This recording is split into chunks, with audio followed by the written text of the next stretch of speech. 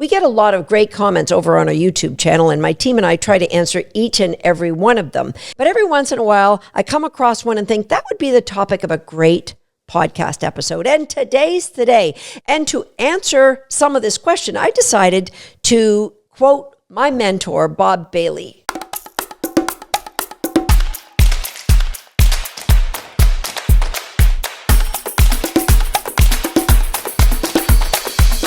Hi, I'm Susan Garrett. Welcome to Shaped by Dog. And first, the question. This is a question posted by Mark Edwards, and it's a rather long question, but it's a good one. Mark asks, the point you're making about mindset is spot on. However, dog trainers across the dog training style spectrum clearly underestimate how wildly overwhelming dog training information is to people who don't do it for a living. It's true. I can appreciate that because sometimes those of us who are professionals who've been doing it for 30 years, we're too far removed from our beginner days. But ideally, we're coaching people with empathy who are going through their beginner days. Okay, Mark goes on. It's hard to know what's right for our dogs, specifically between positive only and balanced training. It's a reality that's almost impossible for a dog trainer to explain without oversimplifying, regardless of where they fall on the spectrum. If those of us want well-trained dogs aren't getting the desired results, how are we to know when to abandon our current training practices or stick with them longer? We have no way of knowing if we stick with what we're doing an extra week or extra month or years that will achieve the success we're seeking. We also have no way of knowing if our dogs would be more receptive to a different approach.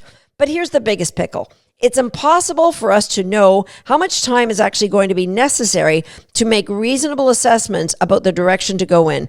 I appreciate you. I'm one of your members as well as a member of a popular balance training program. All of you seem to care very much about the safety of dogs and the humans they interact with. Thank you for all that you do. Well, Mark, thank you for your really rather long and detailed question. And I think that there's a lot of people, I call it, you've got one foot on the dock and one foot in the boat, and you're trying to train in two different ways, but you're conflicted.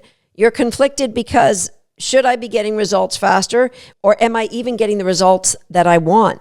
And I've said this on this podcast many, many times. For me, I want dog training to be compassionate, effective, and efficient. And compassionate and effective training without being efficient might take the lifetime of the dog to teach something very, very simple. But effective and efficient without compassionate, well, that's just not an option for me. And I would like to think eventually it won't be an option for anybody, because it's not just about the relationship that we have with that dog, although I think it's a really important part of it. It's the example that we're setting for maybe children in the house.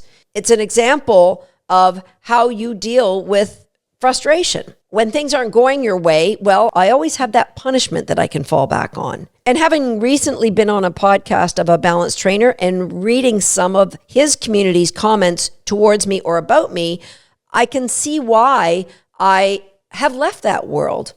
Because, and this is a vast generality, and I know that there's a lot of lovely people that are in that community, and maybe when somebody challenges you, you lash out in maybe not the best way.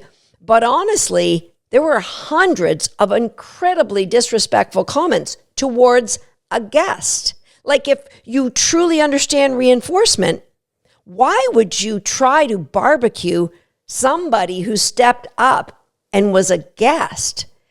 Like, what are the chances you're going to get more reinforcement-based trainers to have a discussion when the community receives that guest with such, I would say, abuse in their comments towards me?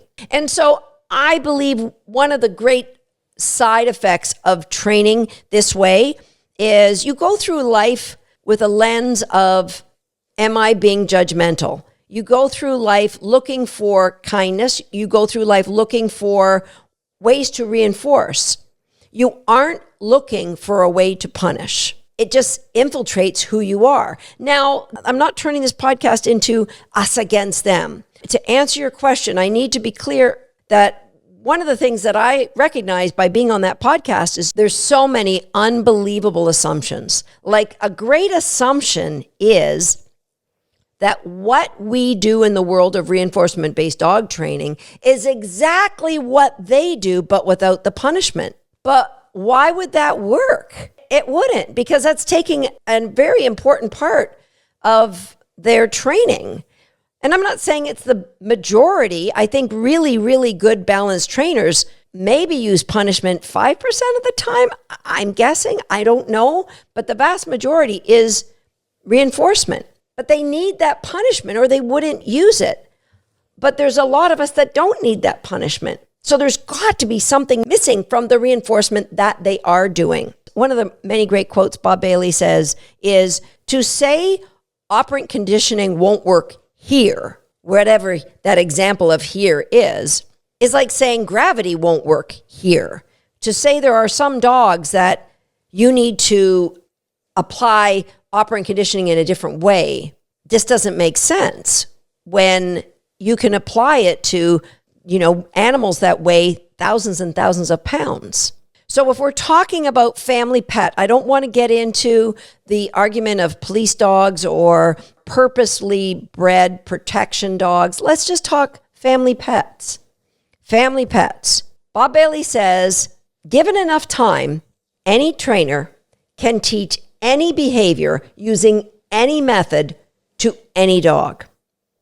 So that comes back to efficiency, because given enough time, any method will work. Knowing that, you can keep pushing forward with whatever you're doing. I would say, though, if you're not getting results, then you need to take a step back and evaluate what you're doing. It doesn't need to mean that you have to change your methodology, because I don't.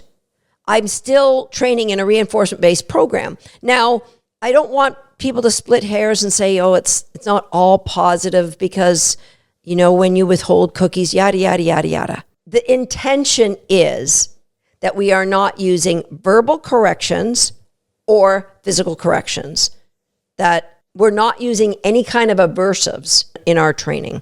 That's the difference. And so if you believe, like I believe, that dogs are always doing the best they can with the education they've been given in the environment we've put them in, then it's simple to figure out a problem. If your dog doesn't do what you expected, then you've got to look at the education you've given them or the environment that you've put them in. And it isn't as simple as it's always operant conditioning, because there's far more things at play than just operant conditioning. And another great quote from Bob Bailey is, animal training fails because people expect way too much of their animal and way too little of themselves. I made a comment on a Balanced Trainers Facebook page a few weeks ago, and I asked, when would you feel that you needed to use an electric collar on a dog that you've raised from a puppy yourself, or on a dog that you've adopted as a rescue dog? And most of the common things were when the dog won't do as I say under distraction, that they won't hold it down or they won't come when they're called. And I didn't want conflict. I was just looking for information. But my question reading that was, why don't I need that? If my dog didn't hold a down under distraction, I would just look at where is the flaw in my training program. And not only would that serve the dog, it would serve me for all of the dogs that I have to train moving forward for the rest of my life. And so I think for me, I love to learn. I love to get new ways of going. And Mark, you say in this question here, if those of us that want well-trained dogs aren't getting our desired results, Bob Bailey says the difference between a great trainer and a good trainer are the words good enough. So somewhere along the relationship you have with the dog, if you aren't getting those great results, potentially, subconsciously or otherwise, the words good enough have crept into the protocol somewhere. Because another great line Bob says is, and it's true, behavior is a function of consequence. What you're seeing has been reinforced somewhere else. What you're seeing is being reinforced. And you just need to figure out, is what the dog doing getting reinforcement in a way that's contrary to what you're doing? And I'll give you an example. that was given to me on this podcast, that when the gentleman gives his dog a cue to heel, the dog can stay in heel position for like 1 or 2 steps and then go off and sniff. Now for me, if I ask my dog to do something, come into heel position, and my cue would be with me for an informal walk beside me, and my dog wouldn't wander off, because that would be gaining reinforcement for doing something in opposition to what I asked you to do.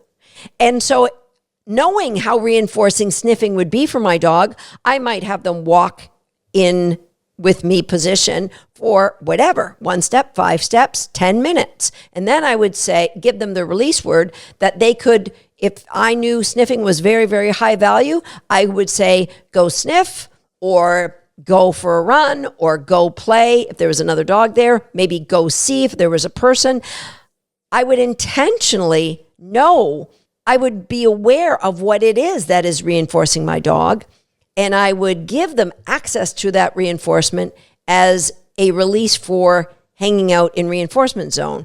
But if my dog just leaves when they want, they're taking the reinforcement that is not contingent on me or any behavior, which means, yeah, maybe you might need more punishment in your life because of that. Or you need at least, matching law tells us, you need at least the same value or greater for hanging out beside you. And if getting out in the environment and sniffing actually has a higher intensity of value, then you need a lot more reinforcements for hanging out beside you. So definitely, this is a personal question at this time, but I don't think any of us has the right to say, I've put in a little work and now you deserve to be punished for the performance that I've trained you to do, because I don't like that performance.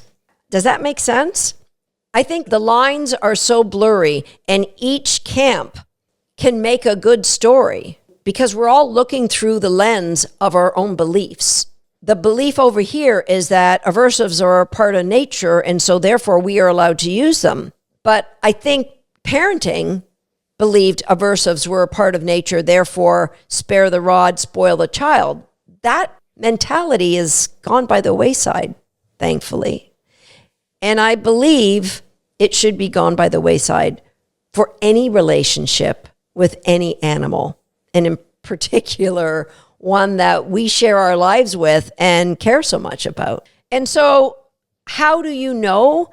I think, Mark, you've got to ask yourself, what feels right in my heart? And am I following the right mentor to get me the answers that I need? And if you're in a program, if you are in one of our programs and you aren't progressing at the speed that you think you should, then I can promise you it will come down to your mechanics or the other 23 hours of the day. So what happens, because all consequences are there as a result of reinforcement. What reinforcement is in your dog's life that you either aren't aware of or you haven't felt the need to be in control of? If things are working in opposition to what you're trying to create in training, then training is going to be inefficient and very slow. And you might wonder, what else could I do with this dog? So a great mentor and a system that you believe in your heart resonates with the kind of person that you want to be and the kind of relationship you want to have, both with your dog and with anybody else in your life. I hope this makes sense, and I hope I answered your questions well enough, Mark. And any of you, if you have questions, jump over to YouTube and leave them. And while you're there, please, if you give us a thumbs up, it goes a long way to help spread the word of what we're doing to other dog lovers just like yourself. And while you're over there, be sure to subscribe and hit the notification bell. I'll see you next time right here on Shaped by Dog. Tater hit the target. Now it's your turn. If you're not a subscriber to this page, go ahead and hit the subscribe button now, and be sure to turn on the notification bell so you won't miss another video. And if you are already a subscriber, that's for you. Go ahead and get yourself a cookie.